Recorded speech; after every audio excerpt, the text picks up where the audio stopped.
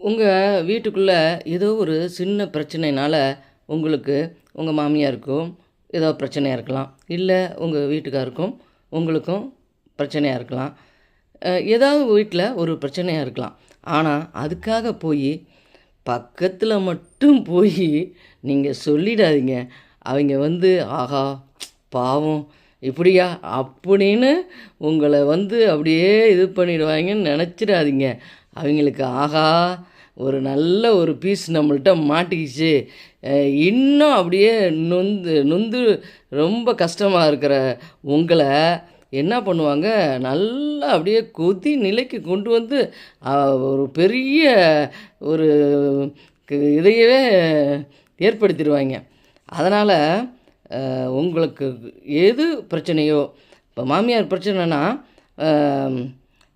அவங்கள்ட்டே விலக்கி சொல்லுங்கள்.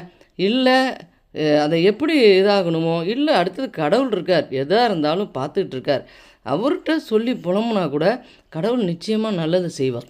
அதுன்ட்டு அடுத்தது ஒரு கோயில் குளத்துக்கு போங்க, இல்லை உங்களுக்கு பிடிச்சமான உங்களுக்கு ரிலாக்ஸ் எங்கே கிடைக்குதோ ஒரு வாக்கிங் போங்க. நம்மளுடைய தகுதிக்கு ஏற்ற மாதிரி நம்ம மனசை ரிலாக்ஸ் பண்ணிக்கோங்க. ஆனால் பக்கத்து வீட்டுக்காரன் அக்கத்து வீட்டுக்காரன் இல்லை வேலை பார்க்குற இடத்துலையோ இல்லை எந்த இடமோ அந்த இடத்துல நீங்கள் ஷேர் பண்ணிக்காதீங்க. ஷேர் பண்ணினீங்கன்னா அது நல்லது இல்லை.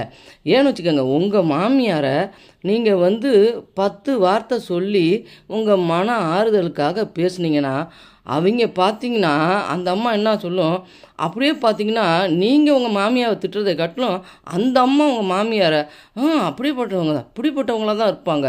சுச்சோ இப்படி உன்னை வேதனைப்படுத்தின பார், எப்படிப்பட்ட பொம்பளை இப்படி பண்ணுறாளே உன்னைய அப்படின்னு உங்கள் மாமியாரை அவள் தான் நிறையா திட்டுவா. அதுக்கு தேவையா நமக்கு? சொல்லுங்கள் பார்க்கலாம். அது மாதிரிலாம் நம்ம விடக்கூடாது. அதே மாதிரி மாமியாரும் சொல்கிறேன், கொஞ்சம் நம்ம புள்ள என்ன மருமகன் நினைக்காதீங்க. நிச்சயமாக ஒரு குடும்பத்தில் பிரச்சனை வராமல் இருக்கணும்னா எல்லாருமே நாக்கை கொஞ்சம் அடக்கணும். ஏன்னா அது நரம்பு இல்லாதது. டக்கு டக்குன்னு பேசிடாதீங்க.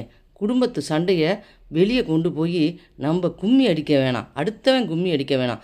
அதனால் மாமியாராக இருக்கட்டும், மனைவியாக இருக்கட்டும், கணவனாக இருக்கட்டும், பிள்ளைங்களாக இருக்கட்டும், கொஞ்சம் பேசுவது பார்த்து பேசி நம்ம குடும்பத்து விஷயத்தை நமக்குள்ளேயே வச்சுக்குவோம். அடுத்ததுக்கு வேணாம்.